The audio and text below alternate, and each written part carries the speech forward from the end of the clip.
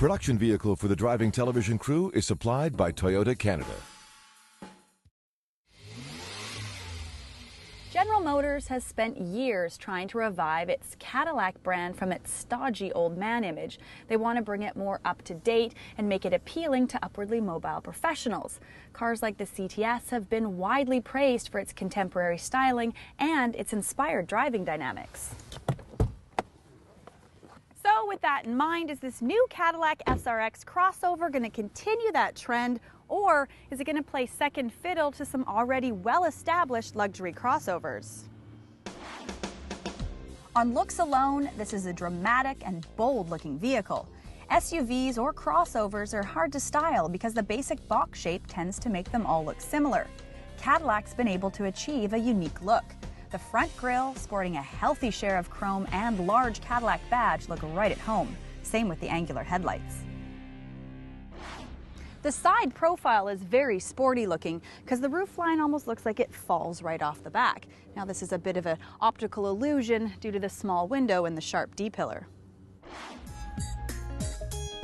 The designers at Cadillac should be congratulated for making a cohesive design. The back is just as striking as the front, especially the vertical taillights that are integrated into the rear fenders. A power liftgate is an option, and in this luxury market, I really feel that all luxury crossovers should have this feature. Once open, the cargo area is a useful size, but the opening is smaller than some other crossovers. So what does this SRX compare to? Well, the Lexus RX comes to mind, and with that as a comparison, I think the interior falls a bit short. Sure, the design is similar to the Cadillac CTS sedan that we like so much, but the materials on the doors and lower dash just don't feel high quality, and the finish on the center stack could be better. Another thing is that the Chevy Equinox is so much better now that it even competes with this interior for fit and finish. The interior comes nicely equipped with tilt and telescopic leather-wrapped steering wheel, Bluetooth connectivity, auxiliary audio input, and heated leather seats. Optional equipment includes a pop-up navigation screen, backup camera, and higher-end stereo options. The starting price for the SRX is very attractive at $41,500. One thing that we should point out is that unlike most of the other luxury vehicles in this class, the SRX does not come with all-wheel drive as standard equipment. Cadillac has decided to offer all trim levels with either front wheel or all-wheel drive, so it's up to personal preference. But I have a feeling that most Canadians will probably choose all-wheel drive. Cadillac also offers two engine choices: a 3-liter V6 with 265 horsepower or a 2.8-liter turbocharged V6 with 300 horsepower. Our test unit is the 3-liter, and it has a 6-speed automatic transmission for optimal fuel economy. Now the problem with the gearing is that it goes to the highest gear as quick as possible, so when you need power, it takes a second for the transmission to kick in.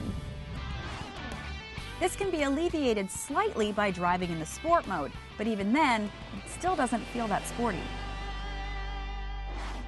What this Caddy does best is drive on the open road at highway speeds when the engine is in the higher rev range. The power really is in the higher RPMs, and the maximum torque kicks in at over 5,000. So it's not that the vehicle is underpowered, it just means in order to get the most out of it, you'll have to drive it a little bit harder. The turbocharged engine does produce more horsepower and lots of low-end torque from a smaller 2.8-liter V6 engine, but it uses more fuel, an expensive premium fuel at that. So if fuel savings is important to you, then the 3-liter V6 is probably the one to get. The SRX does share some components and platform similarities to the less expensive Chevy Equinox crossover. That vehicle is a very good all-around family vehicle. They have a V6 engine in common, and this SRX is only slightly more refined. Styling is definitely a standout feature for potential buyers, and the price might look attractive too at just over $41,000. But keep in mind the Mercedes GLK is roughly the same price, and it comes with a larger V6 engine and all-wheel drive as standard equipment. Can't get enough of the new Cadillac SRX? Then go to drivingtelevision.com for our web-only segments or to see the entire review again.